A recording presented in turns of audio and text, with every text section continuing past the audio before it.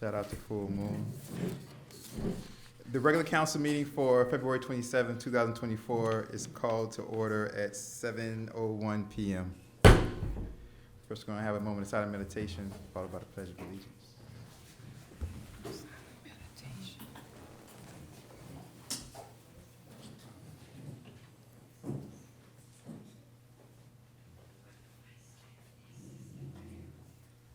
I pledge allegiance to the flag of the United States of America and to the republic for which it stands, one nation, under God, indivisible, with liberty and justice for all. Thank you very much. Madam Clerk, I see that roll call. Roll call, Mayor Nickerson. Here. Vice Mayor Perrella. Here.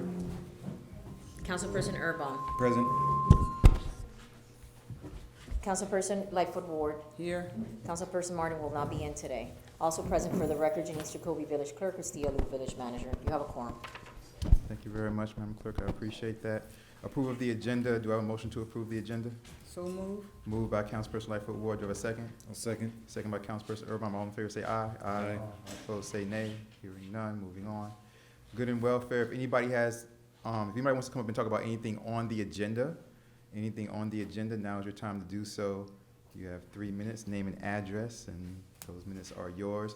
Also, for every time we get to a certain agenda item, I do give you a chance to come up and speak on that particular agenda item. And then at the end, we have a good and welfare where you can speak about anything at all.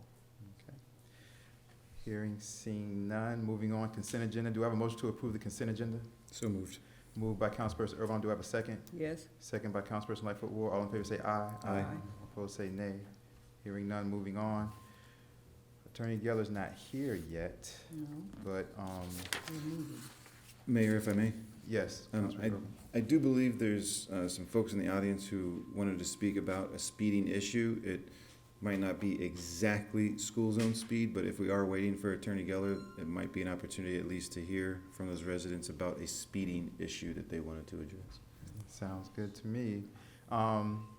Those residents, you'll have, so I'm basically gonna give you guys a special good and welfare, just for you. Those residents, so you guys can come up all at the same time if you want to, or you can come up one by one, say your name and address for the record, and let us know what's on your mind. And you guys can all come up together if you want to, but speak one by one if you want to. Both mics are one, Mayor. Both mics are one. They can all come to us. Yeah. They're gonna speak one at a time. How you guys doing?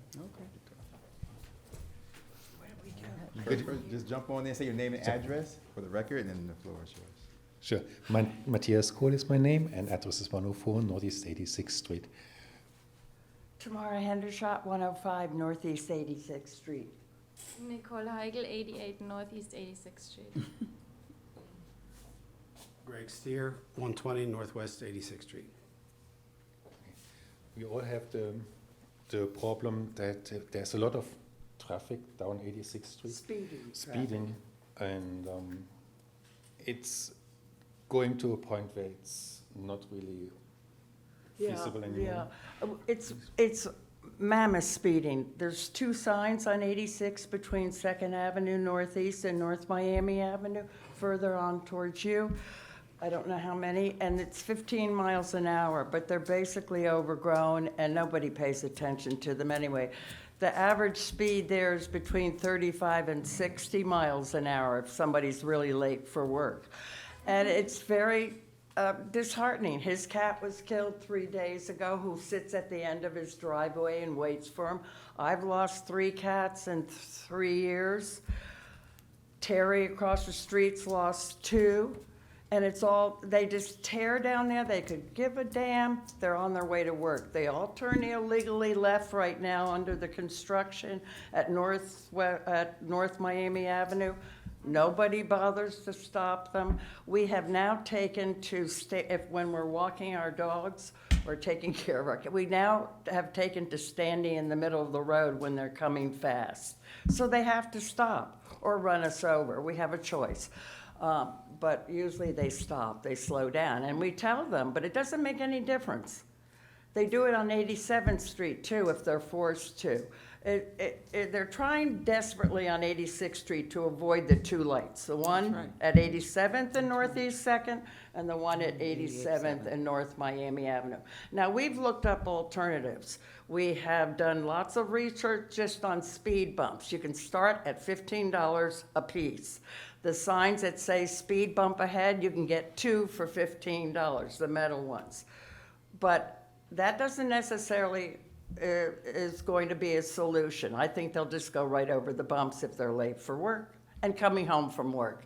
So our solution has been, though it's the worst one for us living there, is blocking off 86th Street at North Miami Avenue. So they have to go down 87th. And We have seen a lot of like streets in Miami Shores. They are like this, and I have the feeling that traffic is much more quiet in an area where the street has a dead end, because people cannot just speed through them. And so we would really appreciate if the administration or the government here would look into this, especially right now when they have construction on Miami Avenue, that bridge that crosses the canal there. The streets are digged up anyways, and they're going to be digged up even more when they. And we have seen like lots of big concrete forms for drainage or whatever that is that they want to put in there. So if they dig this up, we could make a nice landscaping at the end of this, or at Miami A Avenue blockage, and North at blockage, Miami, yes, and make it a and dead, 86. make 86th Street a dead end street. We don't. I mean, we have no problems with. No, we all With have that sort end. of come to that conclusion, and it's inconvenient. Then we have to go to 87th Street and wait on the light. But that's better than what's happening now. Yes, I think it would add a quality of living for us as a member of this community. I wanted to hear them before I respond. She has I have children. I have a young child, and it's becoming really dangerous because they are the age. They look, but they sometimes, and you know the street is very curvy. They shoot around the corner, and I know why. They're already standing since like probably 30 minutes on these junctures, and they're pissed off. I'm sorry, but they're just like shooting through. Not like I wouldn't say more than 60, because by the time they're so annoyed of the traffic on these both sides. Yes, of course. But yeah, so basically, the children are super in danger on that street, and it's supposed to be a quiet street. It's not like a traffic through. And I'm so sorry for all the cats, but the children are in danger.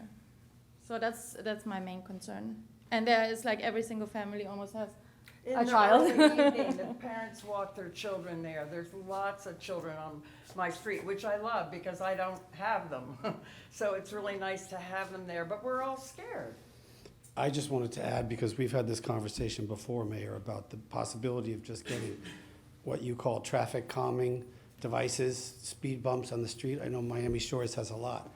Where I live, west of North Miami Avenue to Northwest 2nd Avenue, it's a straight quarter-mile flat, and it's turned into a speed track. I mean, they come through there 60 miles an hour. There's no sidewalks. People walk dogs. It's a constant problem, especially at night.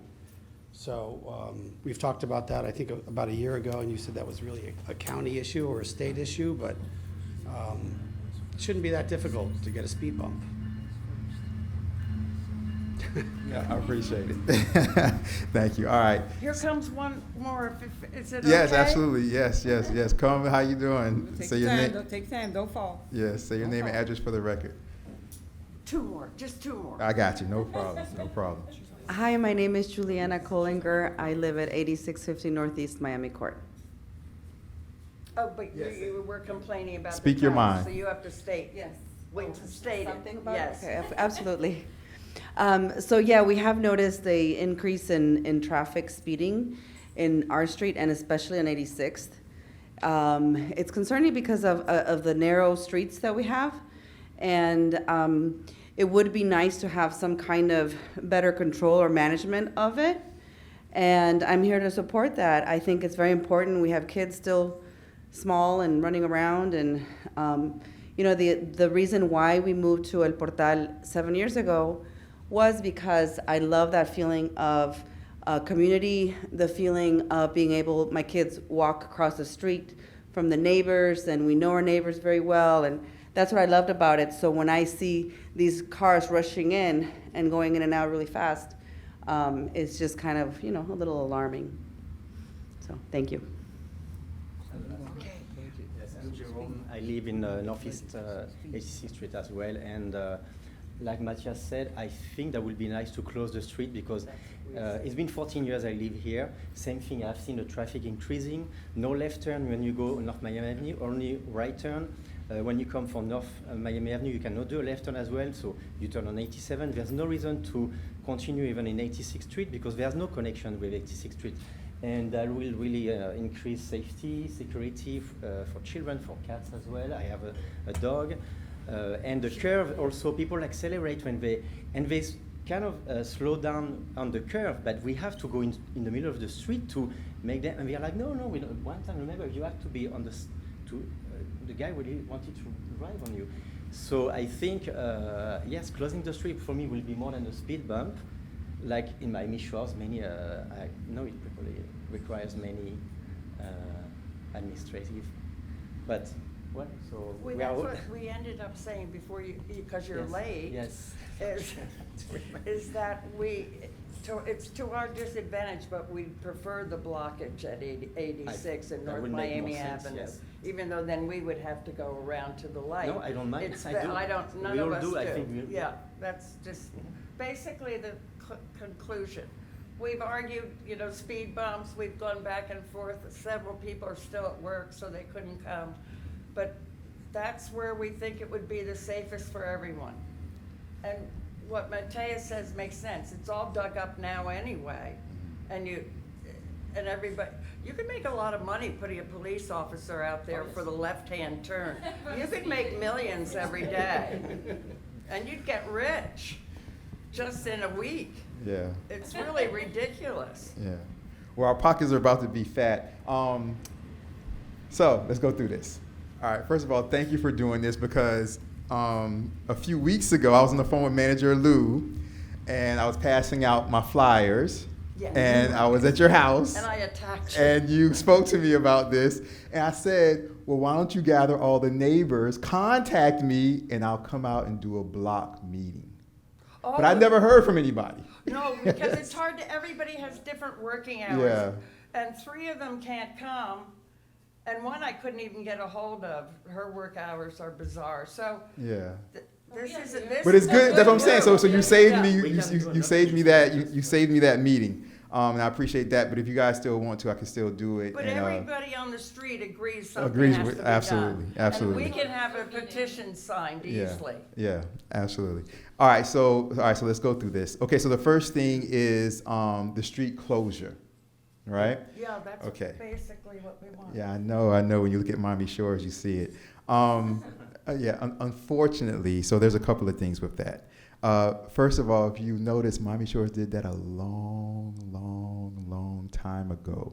Right now, there's like a moratorium in the county, and we have Commissioner Hardiman, our district commissioner, Commissioner Hardiman's office. That's his representative right there, and she's the best. Yes. And so she will tell you that because of Miami Shores doing that to their streets, and they did it for a couple of reasons, and one of those reasons was not such a good reason, going back decades and decades and decades, okay? And being that's the case, there's currently a moratorium on blocking off streets. And blocking off streets, even though there's currently a moratorium on it, it's not an easy process, as you know, like for example, like when you all say, like, you know, while they have everything dug up, it would make a lot of sense, you know, to kind of start this process, because you have to not only, you know, get approval from the county and things like that, but they also look at the traffic patterns. And and those things have changed since Miami Shores did it back in like the 70s, 60s, and when they did it. Because they look at like emergency vehicles, traffic patterns, and things like that. So it's a longer process. But right now, currently, that's just not an option because the county has a moratorium on it. Okay, so that's right now, currently, it's not an option because of that moratorium. Okay, that's my next thing I'm addressing. All right, Speed bumps. Yes, it is a county road or a state road we're talking about. These are county roads. Speed bumps are definitely an option. Speed bumps are things that myself and Manager Lou always continuously looks at. Miami Shores, and we spoke about this when you went to Miami Shores, we spoke to them. Miami Shores, and they have speed bumps that they're movable also, and they can be moved throughout the community. And myself and Manager Lou, we're working on that and looking into that. Now, Miami Shores did that years ago. They got the approval. So a lot of times when you'll see something, the approval took a while. Look at her, look at my Manager Lou shaking their head. Yeah, we've been working on this. This is why I know. Why do we have to, sorry to interrupt, why do we have to compare ourselves to Miami Shores? Well, you guys brought up Miami. Short Crest Yeah. just got them all. So- Treasure Island just got so- brand new ones on Bay yeah. Drive. They're all over. So this is what I'm.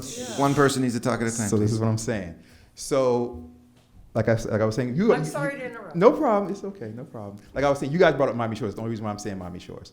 Forget about Miami. So El Portal, for decades and decades before I was mayor, should have done a traffic study, but they didn't.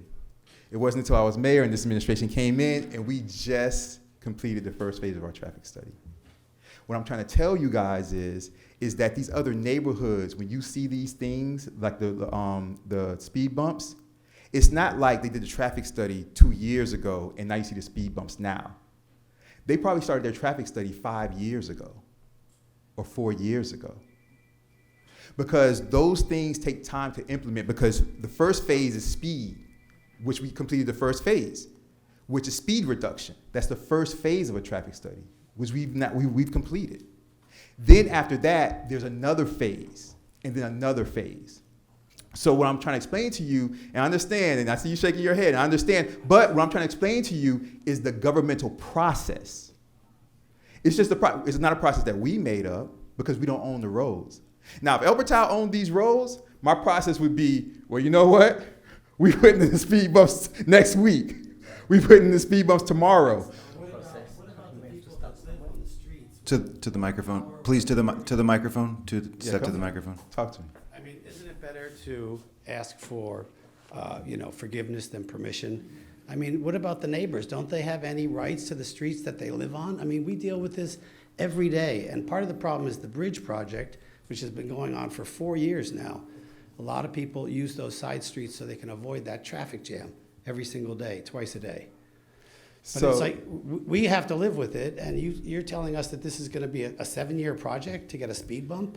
So what I'm saying to you is that we've completed phase 1 of the project, of the traffic study. We're going into phase 2. What I'm also saying to you is, going to your ask for forgiveness instead of permission, myself and Manager Lou have been talking about the signage. Signage was something you guys brought up just now.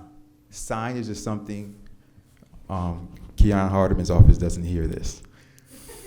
Signage is something that myself and Manager Lou have been talking about, and what we've been saying is, well, Mayor, why don't we just do the signage that's necessary and start there? Now, for signage, we also would have to go through the county. But what we've been saying is, look at this, the room full of, this is being recorded, right? Oh, Lord. So behind closed doors, and I'm not gonna say too much, what we've been saying is that for certain things, we'll ask for forgiveness and not permission. Can't say it right now, but we've been saying that behind closed doors, and there's things that we're looking into under the idea of how often do they really look for these things and drive through our neighborhood and see these things and things like that. So maybe we should start doing these things. Contact me tomorrow, I can give you details. They'll never notice. So that's the case. The third thing is, so we did the street closures, speed bumps. The third thing is, so when we came in, that's a phone, right? When we came in, we revamped the police department. One of the things that we did, no taxpayer, everything you see is no taxpayer dollars when you look around. One of the things we did was we got the most updated speeding equipment. Part of the process of getting that is that our officers had to be certified. Because they could give a ticket, but if they don't have certification in the new speed equipment, it gets thrown out immediately.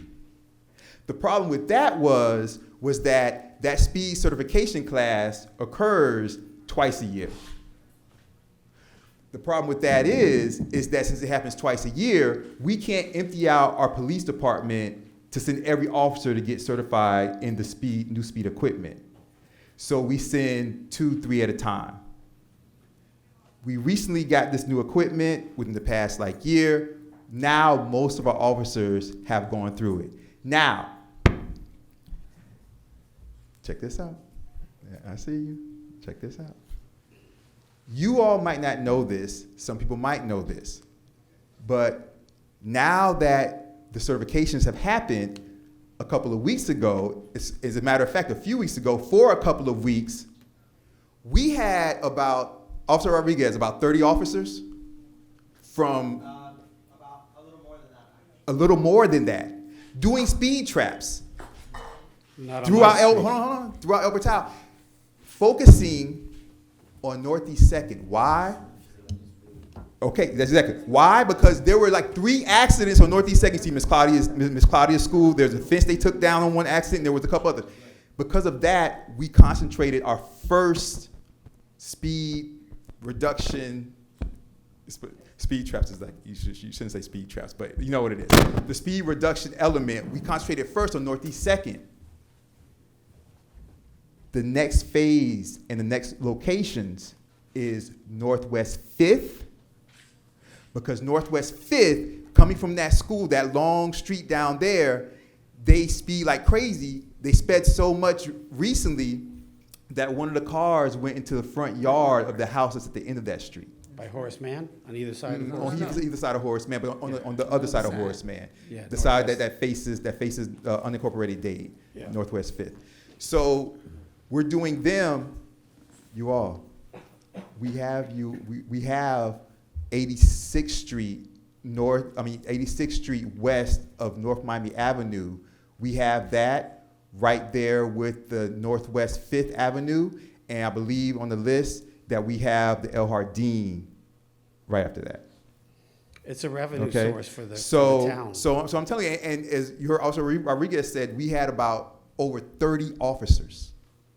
So the only reason why Northeast 2nd was the first location was because of the accidents. But y'all's location is right around the corner, not months away. Yeah. Okay? We don't It's wanna not wait months until an away. accident. All right? So, contact me for any off the record conversations. Okay, I can give you details about that. But besides that, can't do the street closures. Okay, but the other stuff is being worked on. The other stuff's already been implemented, already been started. Just Northeast 2nd was the first location. Got it. All right? Thank you. All right, so I got you. The last thing I would say is, for El Jardín, when do you see those speeders? Is it during the morning traffic, afternoon traffic? Is it like random times throughout the day? Is it? It's heaviest between 8 and 9 in the morning, and then between 4 and 6 in the Okay, evening. 8 and 9 and 4 and 6, Madam Manager. And 8 and 9 is big time. And- May I One add right a few after the things? other. Thank you. As, you know, the line can be almost as big as 87th Street, all turning left onto North Miami.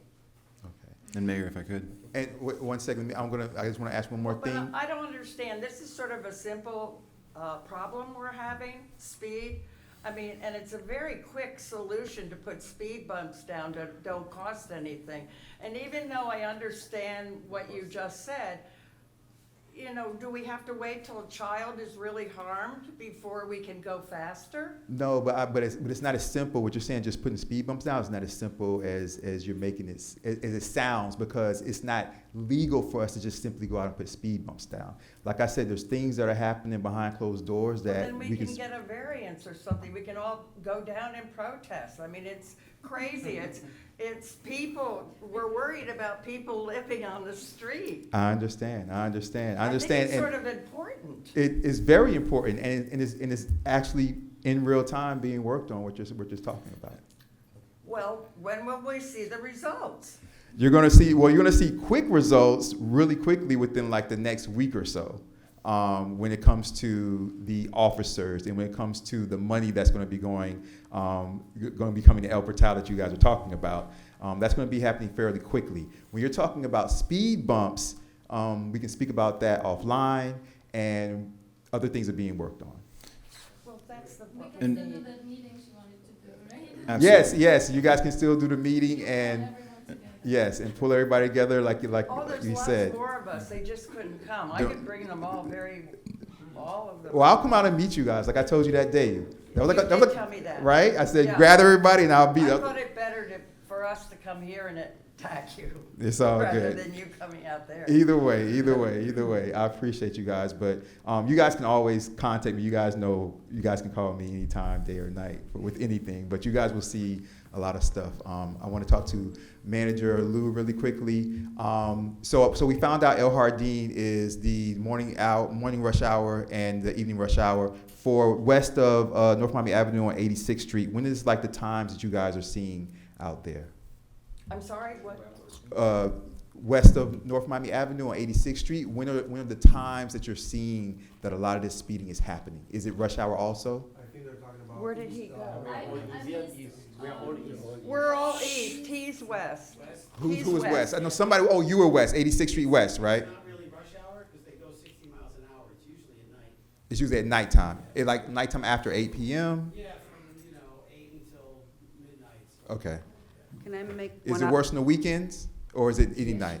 one more observation? It works on the weekends. Okay, let me jump. Okay, last thing, Ms. Colleen. One more observation, and I think this is a very important observation. I'm in Miami Court, and I sit in front of my window a lot. And what I notice is that cars, the same color of cars, I know because I see the same color of cars, going south on Northeast Miami Court, and then that same car drove in rather okay. That same car comes back up fast.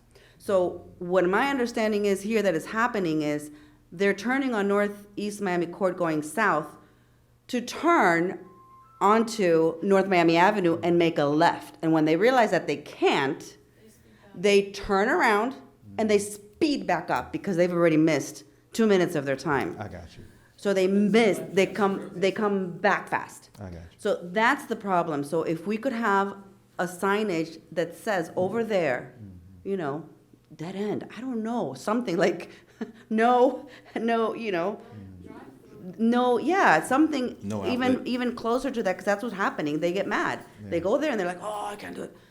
And they speed back. Yeah. So. Yeah, I think the Well, you police. can fix the speed signs now. You can't see them and they're all faded. At Mayor, least Mayor. we could make good Let ones me let that Manager people can Lou, see. let Manager Lou, Councilman Obama, I got you.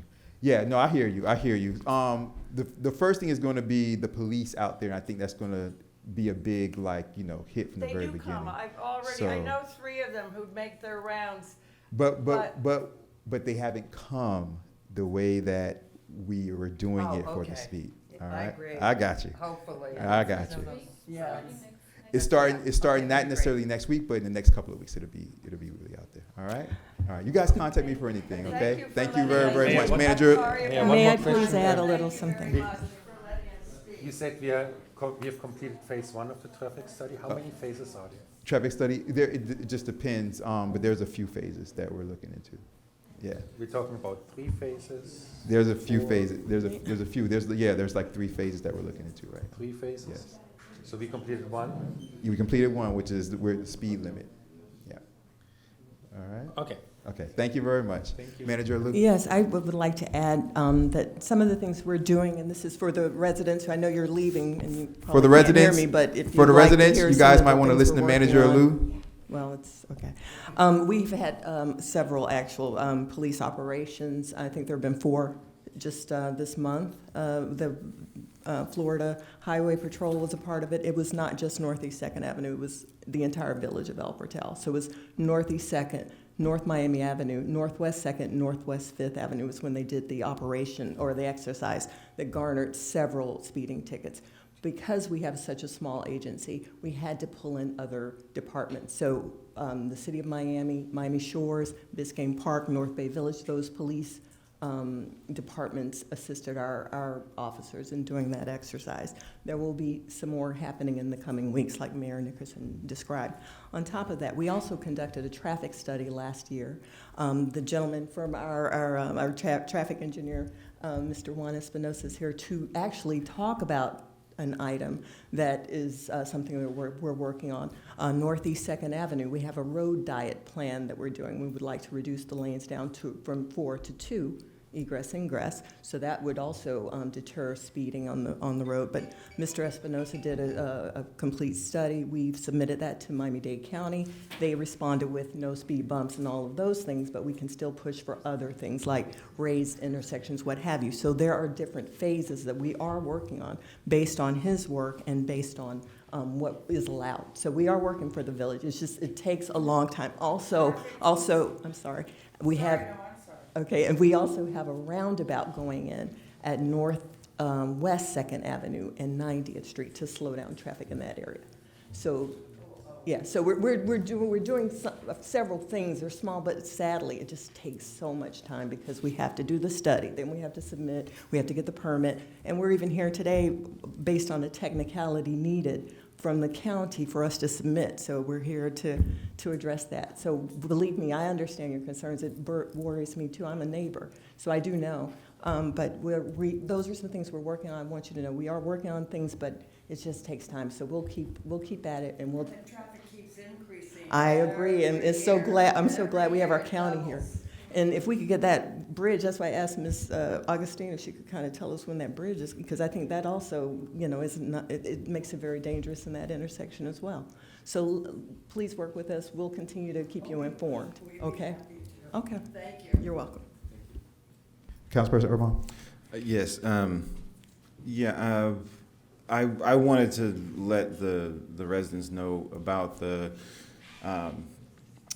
roundabout that the mayor had just spoke about. So, in terms of the concern of speed specifically, heavy traffic in general, and acknowledging that it's not just during rush hour, but it is, at odd hours as well, including weekends. So it is a village-wide problem. There is not really any place specifically in the village that is really, free from this issue. So I know 88th Street, for example, is one of our most absolutely narrow streets. I'm on 89th, not too far from here, and it's kind of like an awkward, 1, 2, 3, 4, 5. There's a lot of different angles, and it creates this intersection that doesn't have right angles. So people can access 89th Street heading west at speed. So you have people rounding the corner at 30, 35 miles an hour, and then once they straighten out, they're accelerating one block to a stop sign, rolling stop, accelerating to the next block, rolling stop sign, accelerating to East 2nd Avenue, and then going on their way from there. I've thrown things at cars before. I have 4 small children. I've gone out in the street myself as well. So I wanted to let the residents know that that outside of getting bogged down in the administrative process of what we're dealing with, I've been on the council almost 6 years now, and this issue has been at kind of the forefront of discussion for committee meetings as well as general council meetings for a solid 2 years, really like 3 years already. And this evening, as the mayor said, we have people in the audience. It's not just a traffic engineer, but our urban planner as well. So there is a resilient street strategy that would involve making some streets one-ways and changing the pattern within the village that would, just as the residents were saying tonight, we don't mind being inconvenienced to go around, and that's the idea, is to try and create a type of labyrinth of street pattern that would discourage people from using it as a cut-through, kind of, and then the residents, being used to the street pattern, would be able to navigate it easily, while people coming from outside the village would have a very difficult time navigating it. That would be the idea to basically train the public to avoid using El Portal as a cut-through. So Fifth Avenue, those avenues, especially the western avenues, are of severe concern because of the length of straightaway. And so, you know, people drive the road. The road is designed as a quarter-mile drag strip, and so that's how the behavior shows up on the road. So that roundabout that the manager had spoken about is critical to disrupting that pattern from the north end. And then one thing that I believe the mayor meant to mention, but has, to be specific, when we say the traffic study was completed, that was the second traffic study. The first traffic study did not get us the results we were hoping for, and the county declined all of our requests for lowering the speed limit.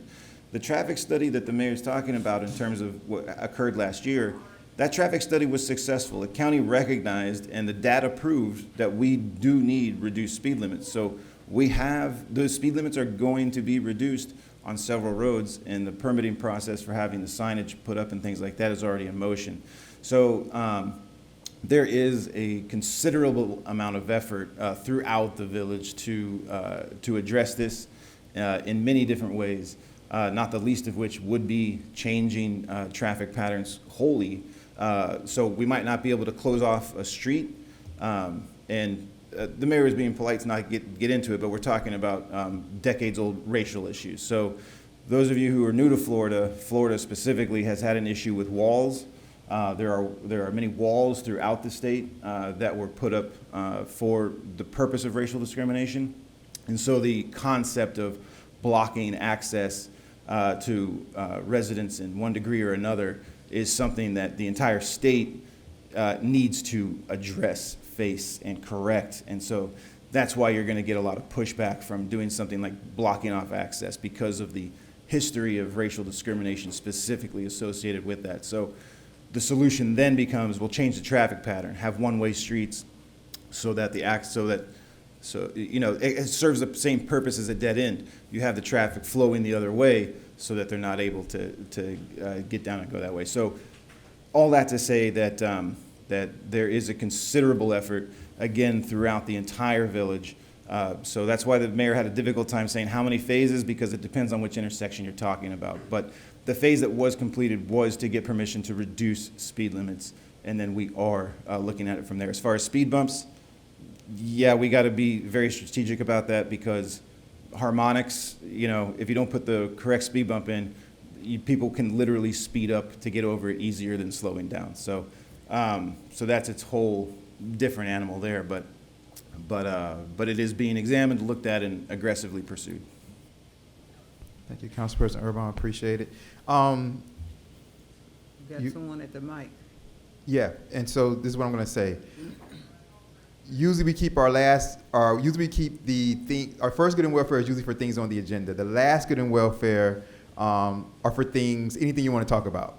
But since I did open that up, we'll do the last good and welfare now, since we've already kind of started that process. And so if you have anything that you want to mention at all, doesn't have to be just things on the agenda, we'll do all of that right now, okay? All right, since we started that process. So, sir, say your name and address for the record, and let us know what you're here for. Good evening, everyone. My name is Dudley Mayard, 188 Northwest 89th Street. The reason why I'm here is just... Push it up? Yeah, push it up. Yeah, the reason why I'm here is a courtesy I'm asking. I had 2 inspections. I was actually here in the city speaking with Frank when they actually was at my property doing the inspection. And it's about 2 of them, and I was told that I have to come here to try to get any type of, because they want a $80 fee to do a re-inspection.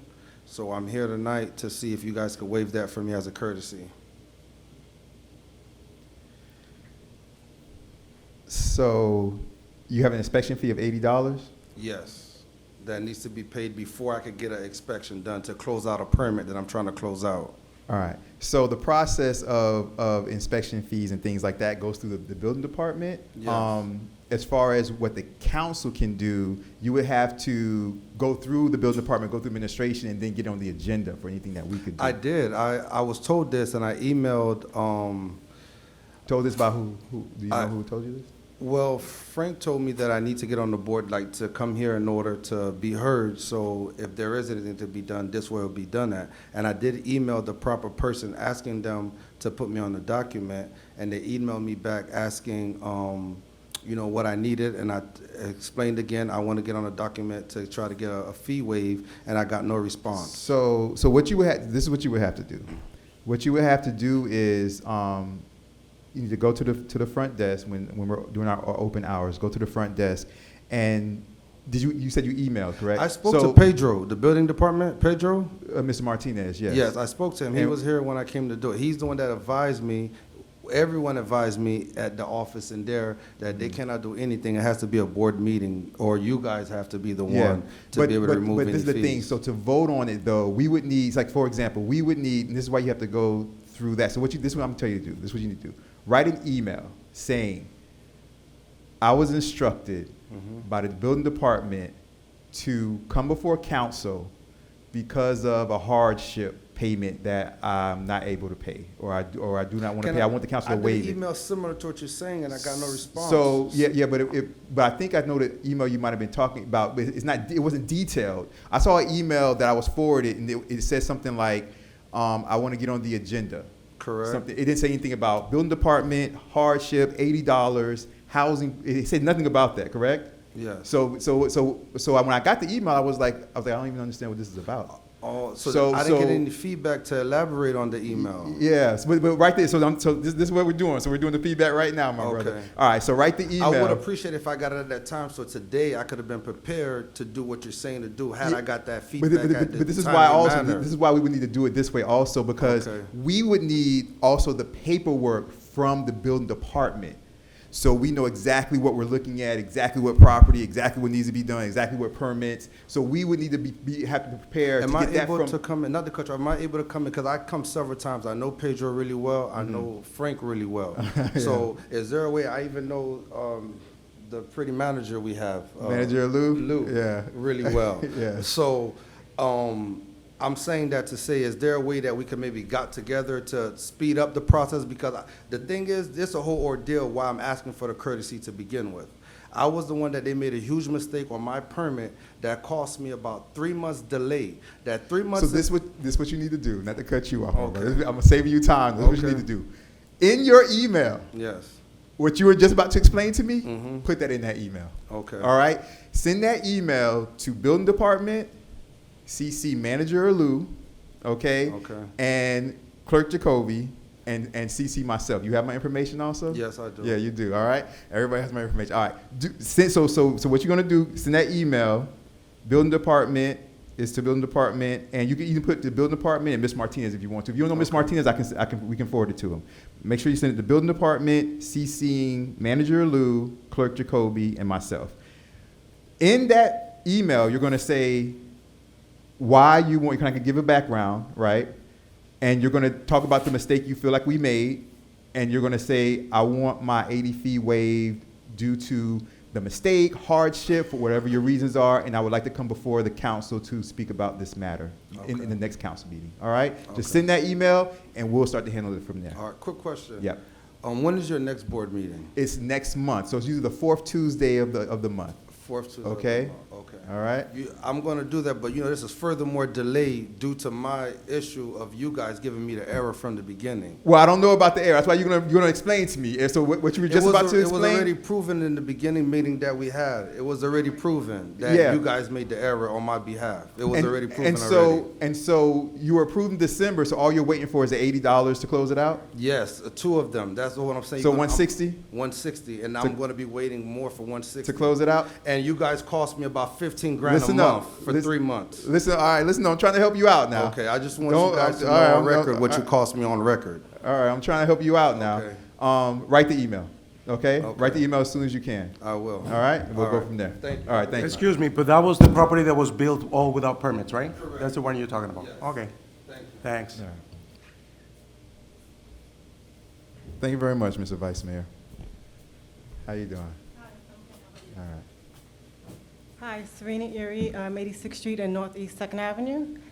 Before I jump into my list of items that I would like to address, I would like to say that I have seen the traffic cops on 2nd Avenue or just the cops in generally coming through the neighborhood for a lot of reasons, and I have been impressed. The speed has been reduced. I've been happy to see a lot of tickets being written. I assume that there are no traffic cameras because you don't allow, or you don't have license plates on the front of cars? You talking about the red light cameras? Just any speeding cameras, or why it needs to be cops as opposed to, I find if you hit people's wallets, they Yeah. tend to change their behavior. Yeah, so there's something that we have tonight, actually. As far as school zone, we have that aspect. But as far as red light camera, so the red light camera thing is a weird thing. So the red light camera things were really popular a while ago, but they ended up not being such a good situation. And so a lot of municipalities and counties kind of like took them down, and they're running into a lot of problems with just the process of the red light camera situations. And so that's kind of like why you don't see that right now. It's something that we can definitely look into, but we do have, just on the agenda tonight, we do have cameras that will help out with speeding, but it's more directed towards school zones and certain speed zones. That you're talking about reducing some streets from 4 lanes to 2 lanes. I did want to ask Yeah. that you also give thought to making, instead of taking away a lane, making that lane a bike lane or a motorcycle lane or a bus lane, because the problem we have on Second Avenue are a lot of people with those motorized scooters and electric bikes and whatever, going on the sidewalk, especially at night where it's not as lit, and zooming past, and it's a big hazard, not only for people with pets, but also people with kids and strollers and trying to walk. Yeah. So we can look into that. Okay, so when we spoke to the county about Northeast Second, the first thing that we addressed, if you remember, Madam Manager, we were in those meetings. We were like myself and Manager Lou, we had like 7, 8 meetings about this. It was a lot of meetings. And so they looked into it, and when they came back with the options, because of, and I forgot the exact reason, Madam Manager, you might remember in detail more than I do from those Zoom meetings. But for some reason, they said that the bike lane would be more dangerous than not. It would be more dangerous on Northeast Second and El Portal than it would be in like other locations, I believe it was. It was something like that, I remember them telling us. So the bike lane was out. As far as you're talking about a bus lane, Only. that would still be 4 lanes, and But you would have it. It would kind of be the same thing in a way, because you would have it where when the bus is not there, you're going to have people just speed into the bus lane. You know what I mean? More tickets? They'll just go into the bus lane. I mean, we can How- ticket them, but How about parking then? so Public parking. So parking is what we're actually doing. So Okay, when she's talking about, when Manager Lou's talking about 4 lanes to 2 lanes, it's not just getting rid of the other lane. That would be parking. It's So not when making the sidewalk bigger. yeah. So when you Okay. think of, so it would be the continuation kind of what you see in Miami Shores downtown. Okay. Right? We have the parking on the side, and Gotcha. you have the 1 lane because it calms down the speeding in the Great. traffic. Thank you. All right. I'm sorry, can I just address the part about it's a clearance matter for bike lanes and turning. So we Clearance. can't do everything that we, may envision, but actually, the item is on the agenda tonight, so our, traffic engineer is going to talk about that, the Northeast Second Avenue Mobility Study, or the plans. Right. But that is why everything can't be, Right. exactly like that, because we may not have the space for the turns that are needed. Thank you. What I wanted to address was the homeless situation on Second Avenue, which I have seen, or just in El Portal generally, has seen increase in this last year, such that I find homeless people sleeping on the sidewalk in store entranceways of stores that have been closed, or there's nobody there on Saturday mornings or Friday nights, sleeping across. There's a lot across from my house on Second Avenue that they sleep in. What They street have is been- this? What street is this? I'm sorry? What street is this? On 86 and Second. On 86 and Second? Okay. Yeah, on that corner across the way. Okay. There's a lot there. But even with, next to that, on 80, before Little River. Okay. After Little River, there's also On the of El Portal parking. side or the Miami I'm side, not city of exactly Miami sure side? what El Portal So starts. when you go Where over they- the bridge, you're into the city of Miami or Okay, well, unincorporated Dade, then, on the their city of side. Miami side, yes, Mhm. that would be that lot there, but also on El Portal side, on 86, on the west side of northwest side of Of Northeast 86. Second? Yes. Where on the empty Second lot Avenue. is? Right. The one for sale? Right, although I'm not sure it's for sale anymore, because I don't see a sign out there Okay, anymore. yeah. So, yeah, they've been sleeping there under the tree and fishing and whatever. Okay, okay. But also my neighbor's actually, his entrance is actually on Second Avenue, so that he has to he had to buy another hose because he found people washing themselves Oh, wow, okay. on his front lawn. And we both found like drug paraphernalia or whatever kits, like they stow into my hedges. Okay. Or try to hide things within my hedges so that they can come back. They've stolen or somebody has stolen some solar lights that I had in my front yard. Just last month on the 28th, I reported that. I've seen them throwing their trash out in front, like just today, there was a guy with a luggage set or whatever on the 3rd Avenue and 87th side, just throwing his garbage out in somebody's property. And loitering. They've been loitering in Sherwood Park. You know, they've okay. just been there hanging out, and it's fine until they don't look like they're mentally fit. I got you. You know, they're scary. Yeah. So with the sleeping in and the hanging out, and you know, since I'm on Second Avenue, the garbage, the liquor bottles, the needles and things like that is scary. Okay. And this is the first time I felt scared in. We'll deal with that because nobody should feel scared in El Portal, especially.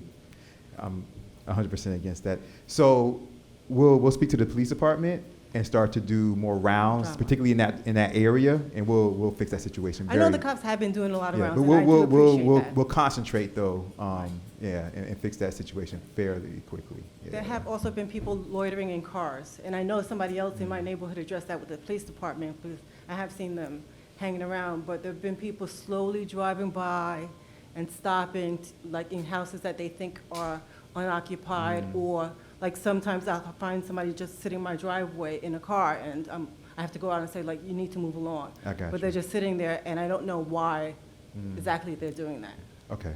All right. We'll concentrate a lot more in that area about these things. And then my last thing, well, two things are the Plant the Future outdoor parties. I know Plant the Future technically is on the other side of Little River, but their parties, their outdoor concerts, I don't think they have a permit for. I can hear it. And they usually start on Thursdays, and they go to Sundays, and they don't end at 10 o'clock. Have you ever called like 911 or the non-emergency police number? I've called code enforcement, and they've gone out there. El Portal code enforcement has gone out a couple of times, and they have lowered the music. But El Portal will say that, you know, sometimes I get somebody who says, yeah, we'll go out there, and sometimes they say, no, that's not El Portal. You know, and I have to call the cops or whatever, and they have gone out there a couple of times.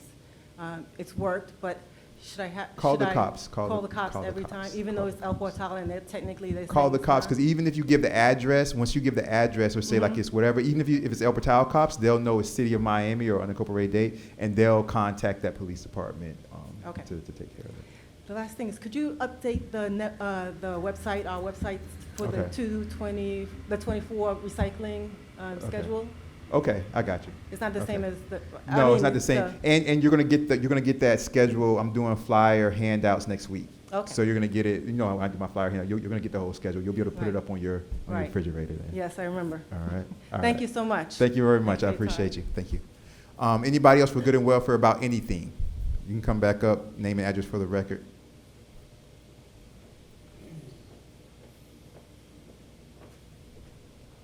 Greg Steer, 120 Northwest 86th Street. I just had two other quick items I wanted to bring up, one of which I already mentioned, and that was related to the speeding, is the bridge project on North Miami Avenue and 86th Street, which has been going on now for 4 years. I haven't been able to turn left on my street in 4 years. Donald Trump was president. It was pre-COVID, and I guess there's a rep from the commissioner's office. Maybe she could speak to that, but it's obviously everybody knows it causes an extreme bottlenecks in both directions twice a day.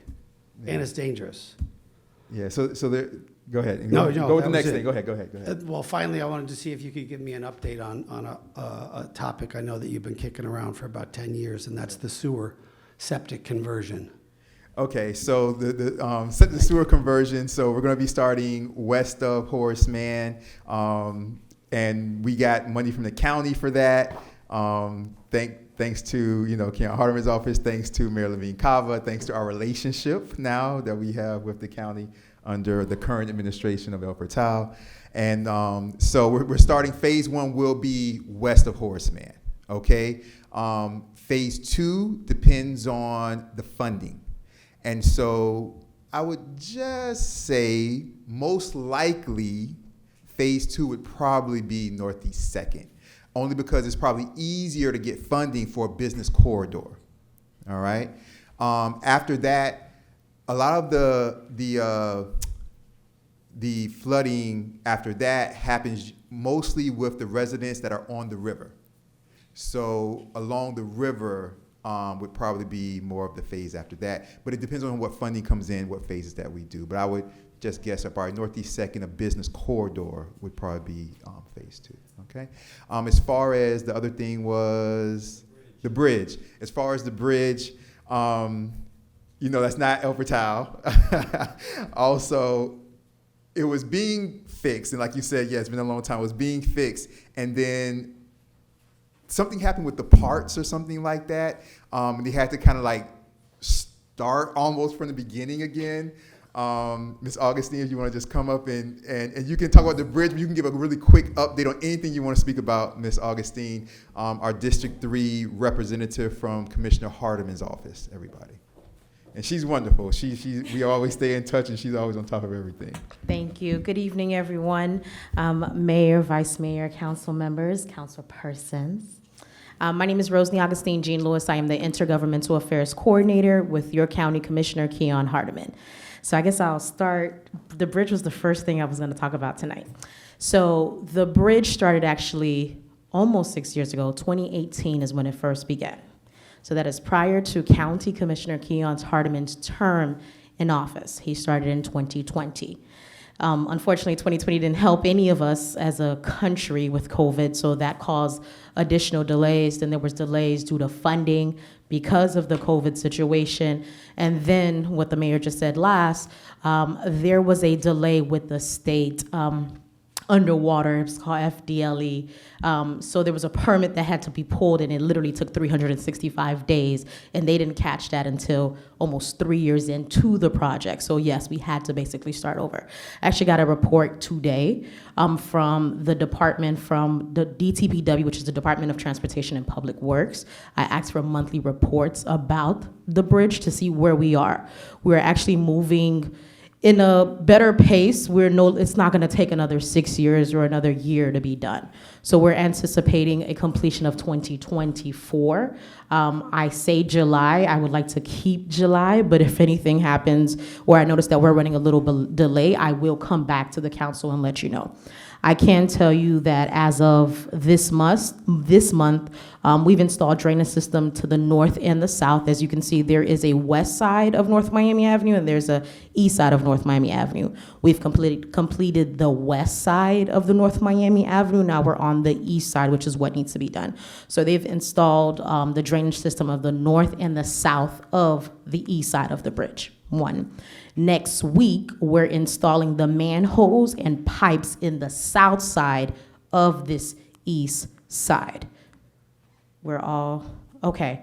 So once this is done, I am anticipating before March is over, there's a drain that literally is the last pipe that needs to go underground, which is physically in the water, that needs to be cemented together, rubbered together. And once that's done, we should no longer have any issues underwater. They'll lay the surface of the road on top. They'll do all their additional permitting testing to make sure that it can support the vehicles on the road, and then we should be physically opened. So that's why I'm anticipating this July 2024. But if something happens between now, February 27th, and this July, I'm gonna ask for the end of July, July 31st. If something happens between now and then, I will continue to come back to the village and I will let you know this is the status of the bridge. But that is where we are. I can tell you last month, January, the county actually gave the additional funding because there was a huge funding gap between what was anticipated. This project should have been done within 3 years of its original request. So by 2021, it should have been done. So as you can see, we are still so much further away from that original due date. So we had to fill in the gap, and the commissioner did pass the legislation to make sure that they're gonna do what they said for the village, but two, to make sure that they don't come back and say that there's a financial situation as to why they won't be able to complete the bridge. So that is our update in regards to the bridge. In addition, this upcoming week, Commissioner Hardiman, in collaboration with SBD, which is the Small Business Development, will be hosting a community meeting tomorrow morning, or an early morning meeting with the small businesses from 10 to 12, just to talk about just different ways to partner with Miami-Dade County as a small business and how to be better integrated if you're not aware of resources that are available. Tomorrow night, the Cultural Affairs Department is having a how to apply for grants that is open to the community at large that they can also apply to.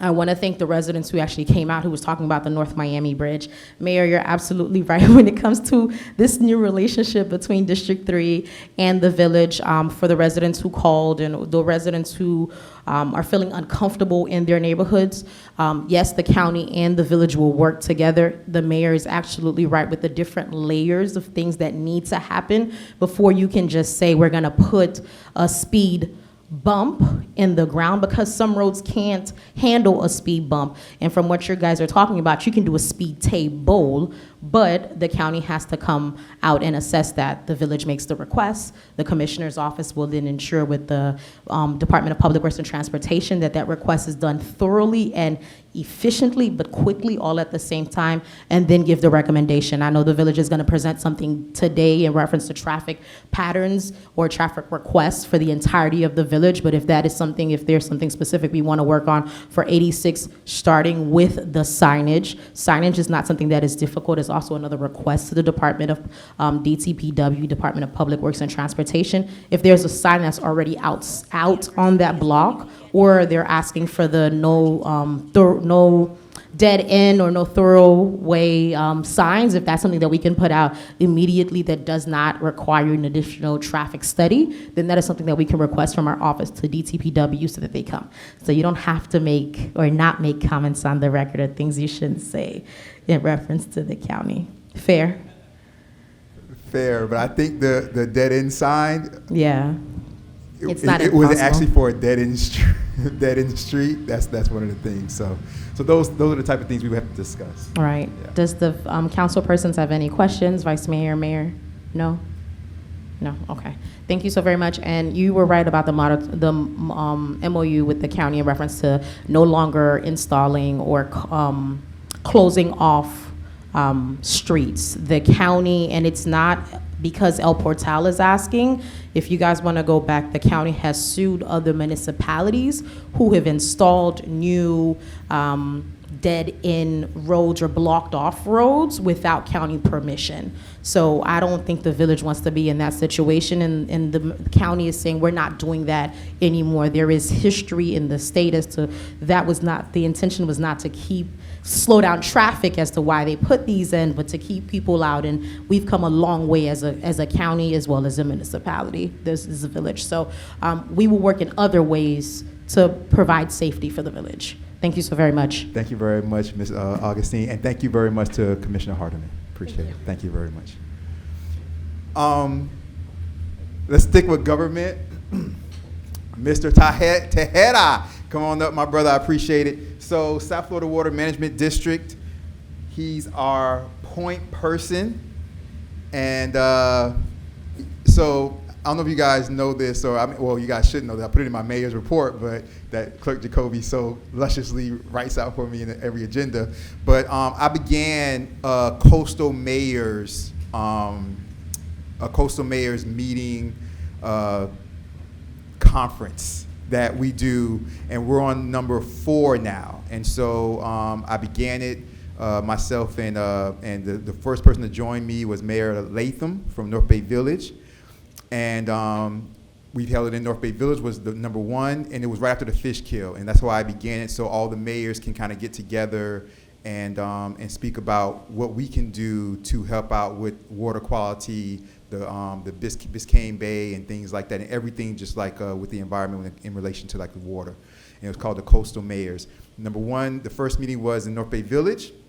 The second meeting we had here in Village Hall. The third meeting was in Palmetto Bay, I believe. And the fourth meeting that we had was in Cutler Bay. And you were there with me in Cutler Bay for the fourth meeting. And so he saw that, and it's very good because a lot of things that happens in government, you guys, and I know this meeting is going to make this really quickly because it's going to be becoming a long meeting, but a lot of things that happen in government, you'll see like government will start an initiative, and then they'll have like one meeting or two meetings, and then you never hear about that initiative, and it just goes away. And then years later, there'll be another initiative.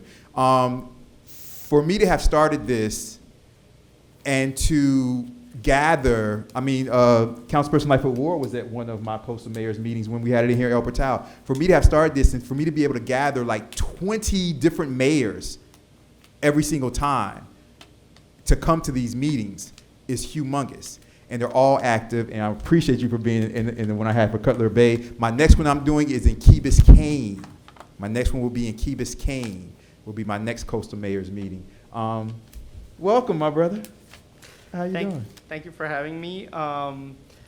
Nice to be here. Basically, I'm here mainly to hear sort of what the village might have some concerns, anything like that. I'm also here to act, maybe, like I said, as a main contact for you guys. I do have cards if anybody in the audience does have anything they'd like to discuss when it comes to storm flooding or anything that we might handle. I'm glad to speak with you as well, but mainly, like I said, I'm here to speak with everybody from the village, let you guys know that we're here for you, and we're going to listen and try to help as much as we can. Well, thank you very much. The South Florida Water Management District is something that that we really appreciate, and it's something that is integral to everything in El Portal with how we are in our community in the Little River. So we appreciate you. Thank you very, very much, my brother. Thank you. Thank you. Is there anybody else for good and welfare about anything at all before we get back to the agenda?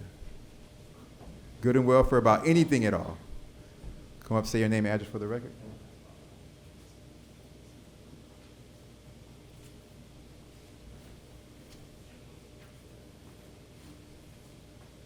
Scott Kubrick, 8525 Northeast 4th Avenue Road. I actually just wasn't planning to come up about anything until I just heard the water management thing. And I just wanted to actually ask, this is something that I'm actually very interested in, and wanted to ask about the trash that floats down the river a lot. And I know that there's the trash picker, the surface, trash catcher that is right across from where sort of Cavista is. And wanted to question whether or not it's possible to have one further down the river before maybe around North Miami Avenue or Northeast 2nd, so that it would, collect some more of the trash from floating down there. I know that around this area is sort of a manatee sanctuary, and there, from what I understand, there's been a lot of actually more manatee activity in the area in recently, and so want to make sure that the pollution is under control there. So, very good. So one of the major things that we are currently working on is trying to reduce the pollution levels, both from runoff and from litter that's ending up in the canal. One of the main canals that you see here is the C7 canal. That one is one of our higher level of pollution canals when it comes to litter. We have had to install our Tough Boon system, which is mainly our trash capture systems. We have one right on 27th Avenue, right by Miami-Dade College. And then we have our second one here by the structure, which is our S27 structure. Mainly, that canal starts over by Hialeah Gardens, where that canal starts, and it floats down. We have noticed that a lot more of the trash does accumulate over on the west side as it comes down. But like I've said, we place those 2 points to be able to isolate more in which areas we're seeing the most. We do try to do as much cleaning as possible when it comes to those areas, maintain it as clean as possible. We pulled out some really big things out of this side nearer to the structure. So it is one of the big things that we have. All throughout the system, we do some heavy cleanups, but on this one mainly, we do some extra cleanups every once in a while just to make sure that we're capturing litter coming from both sides, the west side and the east side as well. Is there a possibility of adding another one sort of in between the two, closer to El Portal boundaries? We've been looking at different ways to improve how we collect. Currently, right now, in more towards the future, those current systems that we have are anything that floats on top. So sometimes when there is a heavy buildup, you might see anything sneak underneath. We're looking to maybe improve that by adding some float down netting. The only issue with that we've currently seen is that in case of a storm or anything that comes in, those nets would basically hold off any larger debris.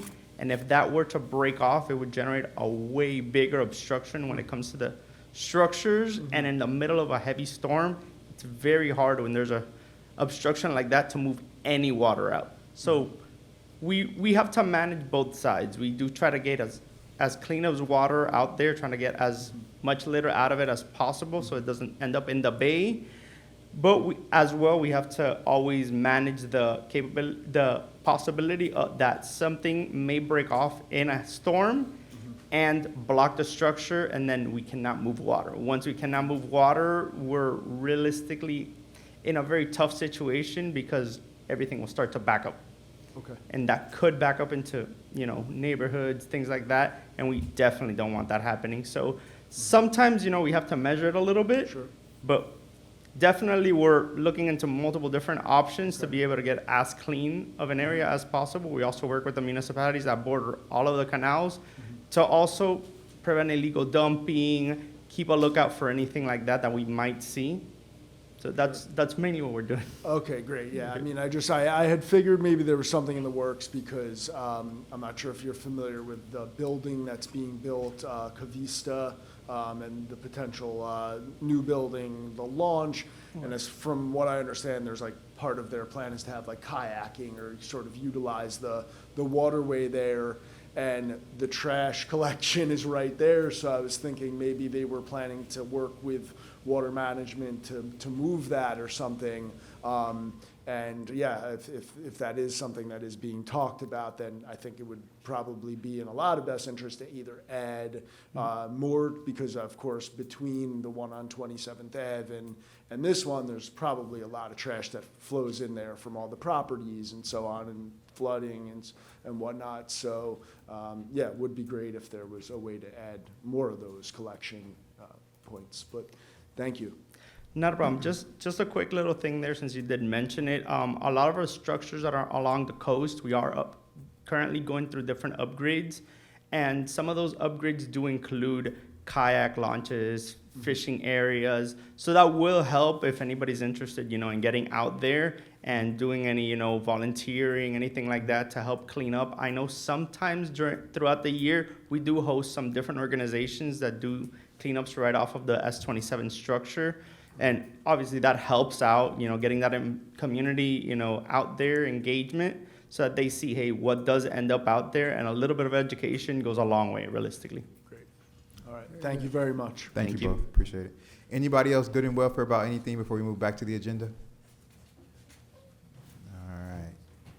Seeing, hearing none. Okay, down to resolutions and ordinances. G1, ordinance, the first reading of the school zone speed detection. Attorney Geller. An ordinance of the Village of El Portal, Florida, enacting sections 22-5 through 22-10, school zone speed detection systems of Chapter 22, Article 1 of the Village of El Portal Code.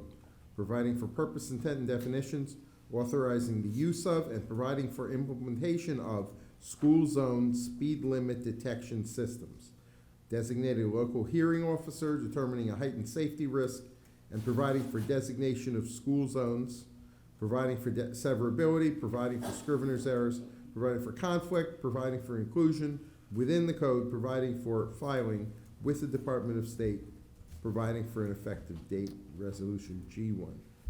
All right, so this is about school zone detection systems, you guys. It's to lower speeding and things like that, especially particularly around school zones where kids are, kids frequent and they be in like a safety issue for your children. Any questions or comments from the council? I have a comment. Go ahead, Councilperson Lightfoot. For benefit of those of you that don't have your computer on, the second paragraph talks about the laws of Florida enactment and assignment by the governor on May 31, 2024. It won't be effective until July 1, 2024. In regard to the enforcement of school zones, speed limits, and authorization, this is what we're voting on. I'm happy to tell the audience that we have 1, 2, 3, 4, 5, 6, 7 mandates that include what's really going to happen. This is a very important school zone speed detection systems. You are right on the money. Unfortunately or fortunately, we waited before we would tell you that it's on the agenda. Anyone can look at the agenda on the website. But this is in line with our frustration. This is in line with the state recognizing also that this is a problem. So kudos to everyone that came out this evening to talk with us about your concern, but you're not alone. Thank you, Mayor. Thank you very much, Councilor Lightfoot Ward. May I add something, Mayor? Yes. Okay, I just want to also bring to your attention or memory that the council did approve that we selected Element. The gentleman just walked in. We selected a vendor to conduct the enforcement during those school hours as outlined by the state. So we do have that in place. This ordinance is the formality needed by the state to submit to show that El Portal is in compliance with their school zone requirements. So we have the vendor now. Now we've got the ordinance, so we're ready to move when this takes effect. Very good. Okay. Thank you very much, Madam Manager. Any other questions or comments from the council? Hearing none. Any questions or comments from the audience about the speed zone detection? School zone speed detection. Madam Clerk. May I please have a motion, you guys? So moved. Moved by Councilperson Lightfoot Ward. May I please have a second? Second by Vice Mayor Perrella. Madam Clerk, may I please have a roll call, please? Roll call. Lightfoot, Councilperson Lightfoot Ward. Most definitely. Councilperson Urban. Yes. Vice Mayor Perrella. Yes. Mayor Nickerson. Yes. Motion passes 4-0. Thank you very much. G2, Resolution Resilient Right-of-Ways. Mayor, may I ask that you put G2 and G4 together since they're about the same items? Okay. We had two versions of it. So Yes, you do. The 4 is really just an earlier version of 2. Okay.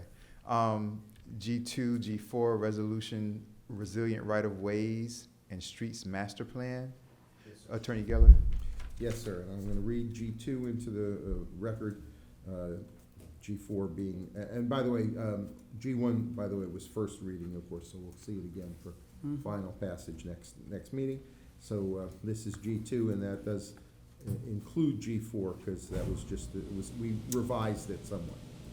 A resolution of the Village Council of the Village of El Portal, Florida, of Miami-Dade County, Florida, approving an environmentally resilient streets master conceptual design plan, an environmentally resilient stormwater master plan update for the Village of El Portal of Miami-Dade County, providing for incorporation of recitals, providing for an effective date. Thank you very much. Any questions or comments from the council? Clarity, only clarity. 2 of these are just alike? No, they're close, What we did is, we had the one that's here is G4, but we made a few tweaks to it to clarify it further, such as including in the title that it was environmentally resilient, which it was, but it didn't say it was. So you can, they're substantially the same, but they're not identical. Okay. G2 is the later version, the revised version. But we have to vote both of them? Nope, we just have to vote This G2 and note that G4 is covered by G2. It does the same thing, but a little bit better. So which one are we gonna do, Mayor? G2. G2, all right, thank you. Yes. Any questions or comments from the council? Hearing none. Any questions or comments from the audience? Let's come up and say your name and address for the record.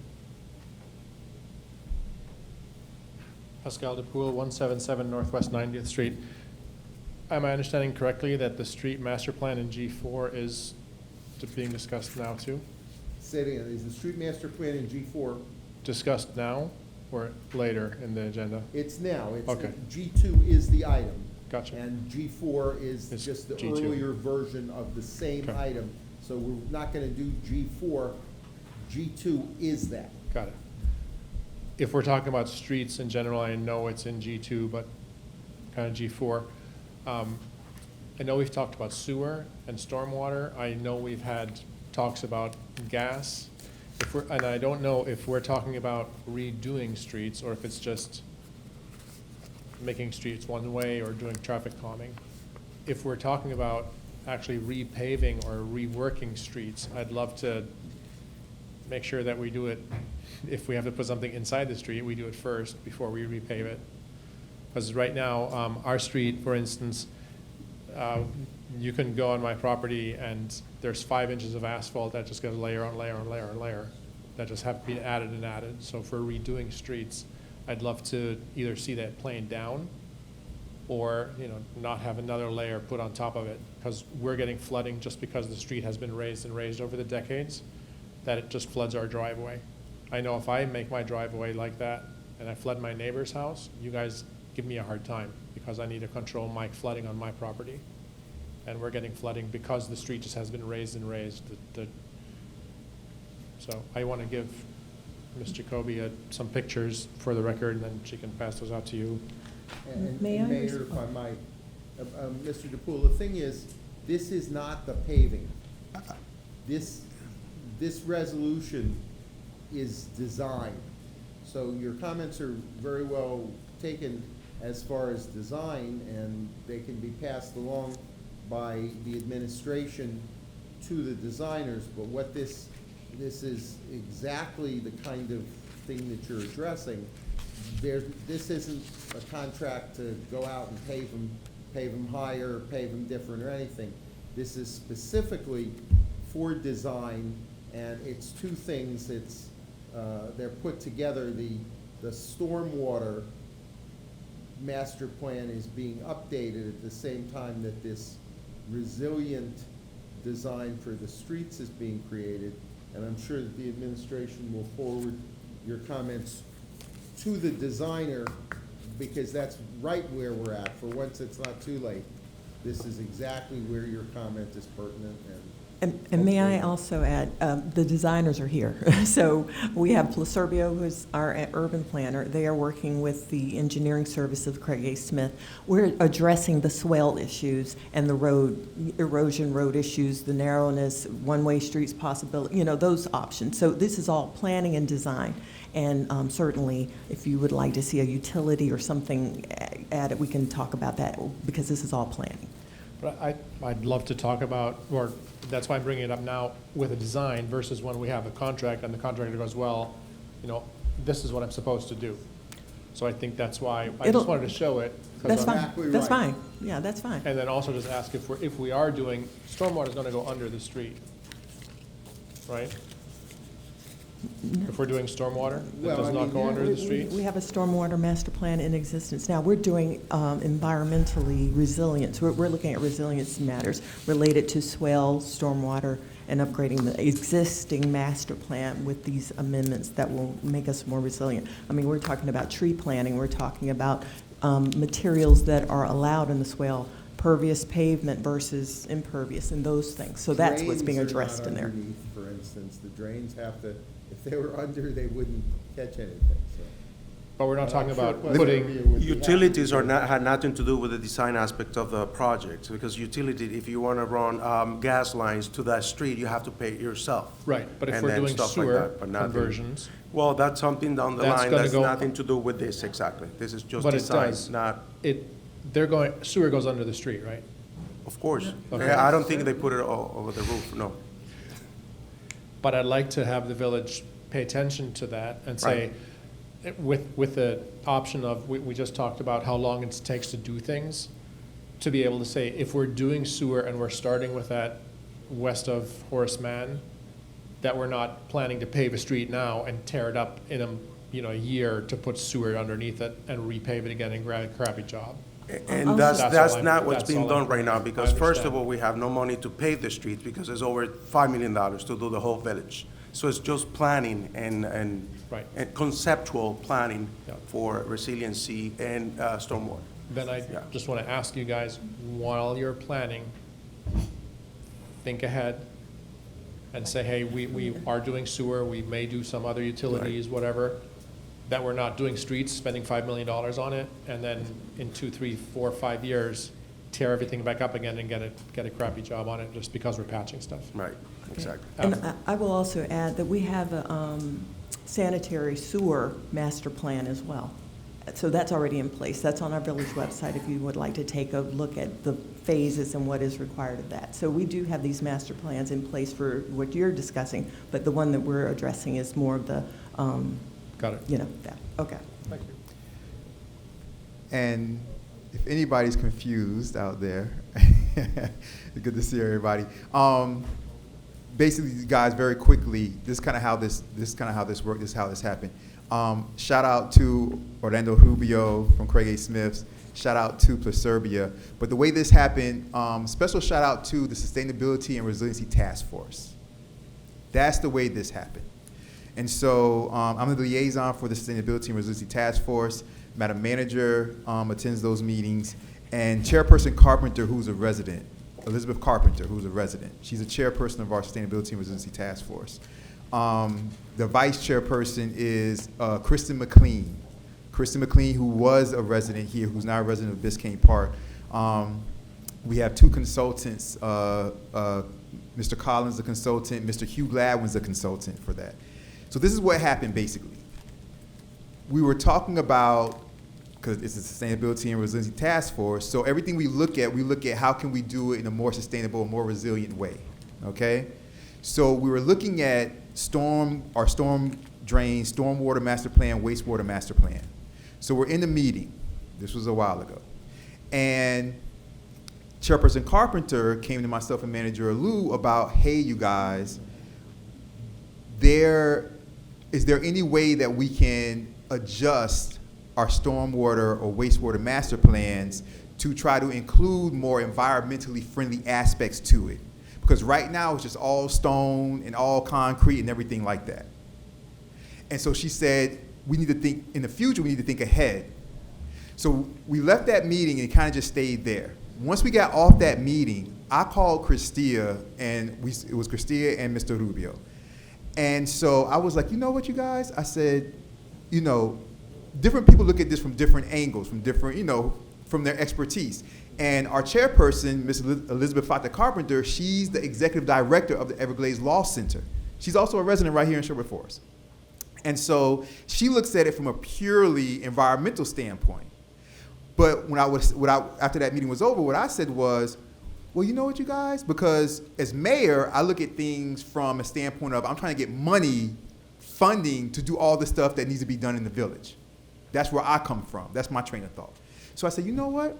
I said, so we kept our original stormwater master plan. I said, we should do an additional one that focuses more on environmentalism and green and resiliency. I said, the reason why we should do this, with myself as mayor, thinking about it from a funding point of view, I said, so we have both. I said, so we can go after not only traditional stormwater master plan money, but we can go after environmental stormwater master plan money. So whichever one comes through, it helps out for the village. Either way. Either way. So we go after, so it's just more funding opportunities, and that's how this came to be. All right? All right. Clarity. I love it. Any other questions or comments from the audience regarding Resolution G2? Hearing, seeing none. Do I have a motion to approve Resolution G2? So moved. Moved by Councilperson Lightfoot Ward. Do I have a second? Second. Second by Councilperson Erbaum. Madam Clerk, may I please have roll call, please? Roll call. Councilperson Lightfoot Ward. Yes. Councilperson Erbaum. Yes. Vice Mayor Perella. Yes. Mayor Nickerson. Yes. Motion passes 4-0. Thank you very much. Moving on to G3, this resolution, Second Avenue Mobility and Traffic Study, Attorney Geller. G3, a resolution of the Village Council of the Village of El Portal of Miami-Dade County, Florida, approving Northeast Second Avenue Mobility Study and Traffic Study in the village, providing for incorporation of recitals, providing for an effective date. Thank you very much. I appreciate that. Madam Manager, do we want to do any, or you want to just move and just keep going? Are we good? I mean, I don't have anything to add All unless right. you all want me to. Nah, we You know, I good. can We always good. talk, We good. but- Just making sure. Northeast Second Avenue Mobility and Traffic Study. Any questions or comments from the council? It's talking about reimbursement of engineering services. So this is particularly, Madam Manager. Okay, so yes, we are asking for, well, first of all, the Northeast Second Avenue Mobility Study, we received that study through a grant provided from Miami-Dade County. We contracted with David A. Plummer and Associates, and Mr. Juan Espinosa is here. He's the one who's been representing this whole project for us with Miami-Dade County. We did the study.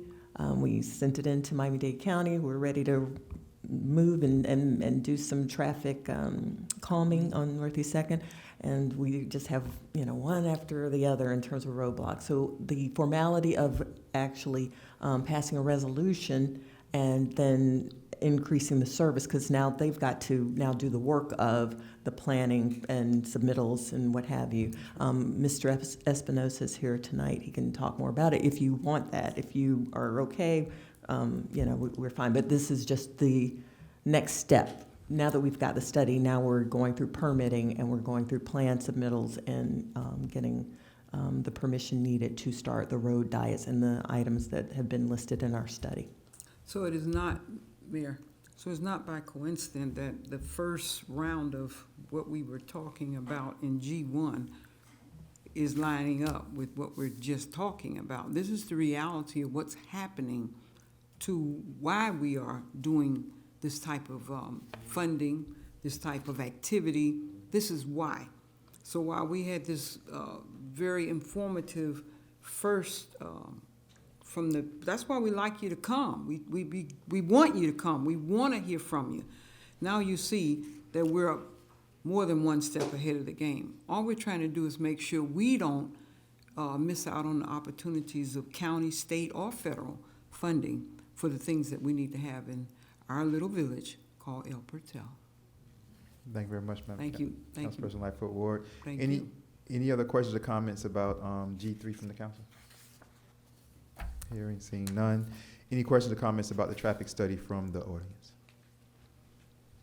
Okay. Hearing, seeing none. Do I have a motion to approve G3? So moved.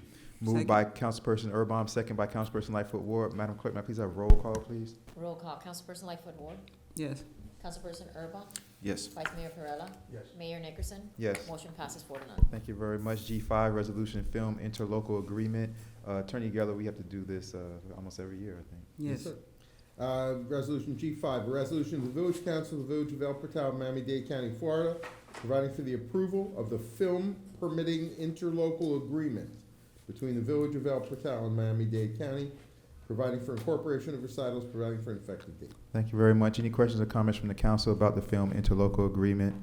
Mr. Mayor, Yes. did the film we saw the other day have anything to do with this ordinance? Now, well, this is something that we have to do every year. That's right. It's just you know, just to be in compliance with, you know. Well, we have an interlocal agreement, or we have a relationship with Miami-Dade County. Whenever a film is being shot in Miami, they may want a location here in El Portal.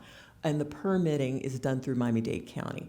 We just couldn't afford, if we didn't have the interlocal, we'd just have to run it ourselves, and we don't have the resources or the draw from a national or international movie-making market to bring people here. But if we're associated with the county, they have us on the website, they have pictures of El Portal on the website, so, you know, people can say, oh, I want to shoot in El Portal. So the county issues a permit, and then we just provide the off-duty police or those whatever is needed from the video or the filming of the movie. So that's what it's for. So the movie that we saw this week is part of this? No. Okay. That was That was just, yeah. No, that wasn't. Well, I asked because I wasn't the only one that was thinking, but I know we have this every so often. I know that. I was thinking, well, maybe somebody got upset and decided we needed a law, but we already do what we do. Thank you, ma'am. Thank you very much, Councilperson Lightfoot Ward. Any questions or comments, other questions or comments from the council? Hearing, seeing none. Any questions or comments from the audience? Just come up, say your name and address for the record. Pascal DePoule, 177 Northwest 90th Street. Just super quick. The 9th paragraph talks about guidelines Yes. in this, and the 11th paragraph talks about fees. Do you know off the top of your head what we're charged for fees for permits here? The county is the fee. We don't take the fees. We only provide off-duty police for this. Right, but like if I'm shooting in Miami-Dade, I'm paying a $0 fee. I don't know and if I'm shooting in the city of Miami Beach, I'm paying a $100 fee. I don't know what the fees Okay. are. Who determines if we charge an extra fee as the village? We aren't allowed to charge an extra fee because we have the interlocal with the county. The county makes the money from the permit. Okay. We only provide off-duty officers. And then the guidelines, what do they refer to? They refer to like when you can start, when you can stop, if you need a cop or not? Absolutely. It means time, location, the hours, what have you, those typical of noise and the things that we have, Gotcha. All right, those perfect. kinds of things. I'm just asking because on my street, we have 4 filmmakers living on the street, so so much for not having a draw here, but. Thank you very much. Appreciate And it. we have to, Mr. Mayor, we have to renew this every now and then, don't we? Every year.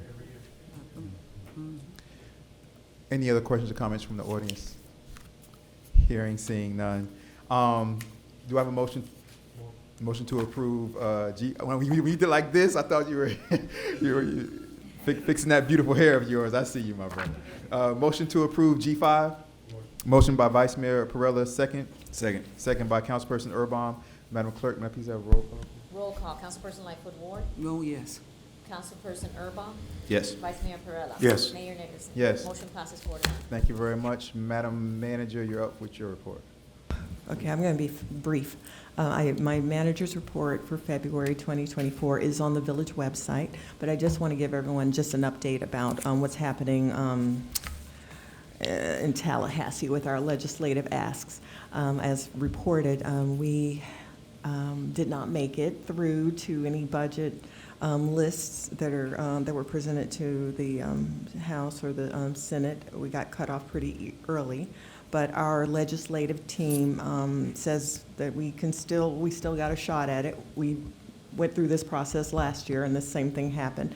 We were able to get in at the budget conference, which happens in 2 weeks. They're going to have the close of the session March 8th, and at that time, a budget conference will possibly reconcile funding differences between the House and the Senate, which, seem to be centered around environmental initiatives, so perhaps we can get in under that. So we're going to try for the funding for the police station renovations, which is, the village hall, as well as any stormwater improvements that we can get as well. So we will continue. But in the meantime, we're continuing to pursue federal funding and any grants. As you know, I'm always looking for funding, and even today I had an onboarding meeting for the vulnerability assessment grant funds that we received from FDEP for $150,000. It's going to fund some of the, actually it's going to fund a lot of what we discussed tonight. So we'll continue to push forward, and if we don't make it a successful year this year in the legislature, we will keep trying other avenues. So I will keep you posted, and I'm staying in touch with our legislative team. Moving on, we did talk about the traffic and speeding issues in the village, and that our El Portal Police Department has undertaken it was an unprecedented amount of police officers. I mean, it was amazing to see the detail that came out of here from Florida Highway Patrol and the other agencies all over Miami-Dade County that came to help our police officers out, because as the mayor mentioned earlier, our officers have to go through the traffic training, but those who were able to do it from other departments came out to help, and they issued a lot of tickets, a lot. And there will be revenue, obviously, associated with that, and administrative matters related to it, but nonetheless, we're going to have another exercise soon, and I don't know the date, but just know it'll happen again soon, and we'll continue to try to do things like this where we have to reciprocate, because they're helping us, our team will help them as well, but it's a good thing to have those relationships, because everything really hinges on having that good rapport with other departments that can kind of fill in where you need them. I will also mention that, let me just go right back to police. We have just had 2 officers attend crisis intervention training. Our Corporal Torrens as well as Major Harrison were sworn in they're on a task force, a statewide task force for human trafficking. So they will be a part of a very important state operation related to that, and I think that's really good news, and a credit to the department that they have taken that line to pursue that kind of training, and it adds to just the ability of our police department. We have 2 new full-time police officers. We had to say goodbye to 2, and we fill those positions very quickly. Our department has changed significantly in that we are a place people want to come work. It's a good team with good management, and we've got a lot of reserve officers, which we haven't had since I've been working here as the manager. So we now have a lot of reserve officers who are really pulling through for the village and being present and lending their expertise. Some people have come out of retirement to give 20 hours a month for the village, so I'm impressed, and I attribute all of that to Chief Alex Mendez's leadership and, again, his relationships that he's made throughout his very illustrious career at the City of Miami before coming here to El Portal. So, so we're seeing good things happen, and we'll just continue to work on the speeding matter, because it is a sad, it's terrible, and we all see it every day. But we're trying to do what we can. And speaking of police, in March we are to bring on 2 new police officer positions, because we will see some people coming to the village in the Cavista. It should be getting its certificate of occupancy by the end of this month, early next month, and they hope to start rental. So that's a 300-unit building. So we'll be seeing more residents in El Portal, and we will need that additional police to address, the needs that are going to be on the other side of the railroad tracks. So that's coming. And as I said, my report is on the village website, but I'm just going to give you some quick snippets that are more visible.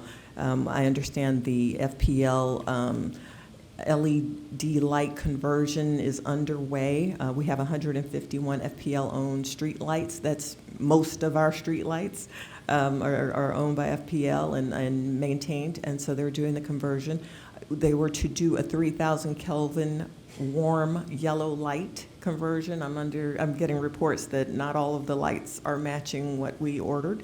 So I will be working with our Public Works Director to address, and also please, if you see anything that doesn't look like a warm yellow, just give us an address so we can report that to FPL too, because I'd like to get a list together and address those needs. Also, family ADA compliant bathroom that's supposed to be installed in the village's tot lot. It is almost ready, but we're trying to get the last bit of the ADA compliant requirements installed, and so that takes a bit of time. We have to build the ramp, we have to get some things done internally, and that has been the delay, the contractor's delay in not being approved through the building department because it has to be ADA compliant. So we apologize for the delays, but we want it to be right. And it has to be right, and we appreciate your patience. And I know we had the event here on Saturday, and we weren't able to use the bathroom, but we will keep working with the contractor to get that cleared and approved by our building department and have it accessible to all residents and visitors. Let's see, what else? I think I'm going to just leave it off for now. If anyone ever has any questions, take a look at the village manager's report. Feel free to contact me, and I'm open to answer any questions you may have. And that concludes my report. Thank you very much, Madam Manager. You guys see my report, the mayor's report there. Everybody has my contact information. Everybody has my phone number. If you have any questions about anything at all, ever text, call me, and I'm always there for you guys. Moving on, Attorney Geller. Yes, unusually I have a report. Tallahassee is doing terrible things as usual, but worse than usual. I've sent everybody an email late today with an update. There's a League of Cities update that the manager flagged for me end of last week. Thank you, Madam Manager. And then an organized local group put out another update on it just yesterday. They are preparing to pass, I know the law is already bad and we've talked about it, but they're about to make it worse. It's not certain that it's going to pass, but you know, we're getting urgent alarms from the League of Cities and from coalitions of local government groups that they're going to pass something that would, I mean, we don't have a lot of authority over short-term rentals under the existing law that's been in place, and they take a whack at it every couple of years to see if they can figure out a way to screw it up even more. But this one is apparently truly alarming. I sent it around. It's in your inbox if you haven't already seen it. It was late in the day, and I copied Madam Clerk and Madam Manager. Call your legislator, complain, but the reality of the situation is that it's preemption again, and they want to be the only ones that get to say how things happen. Whatever they do, we will adapt to it. We will have a final ordinance, but we didn't want to pass something. I mean, they say they're going to do it every year. Sometimes they make minor tweaks, but this is serious, and we just didn't want to pass an ordinance that we would have to amend before the ink was dry on it, because Tallahassee has changed the law yet again. So that's the situation. There's probably not a lot we can do to prevent it, but bills that look like they're going to pass sink beneath the waves all the time in the last 2 weeks of session. The House will pass it, the Senate will pass it. There'll be some minor differences between the two, and they find that, you know, neither one wants to retreat and they can't work out the language. And hopefully that's what will happen to this bill, is it just won't make it across the finish line.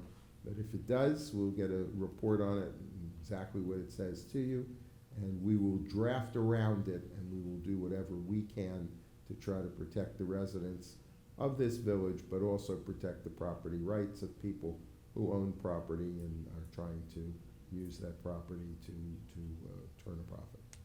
That's the report. If there are any questions, I'm happy to answer. Thank you, Attorney Gill. I appreciate it. We had good and welfare before, but if anybody has any last thing they want to say, now's the time. Hearing, seeing none. Do I have a motion to adjourn? So moved. Moved by Councilperson Lightfoot Ward. Do I have a second? Second. Second by Vice Mayor Perrella. All in favor say aye. Aye. All opposed say nay. Hearing none. The regular council meeting for Tuesday, February 27, 2024 is adjourned at 8:49 p.m.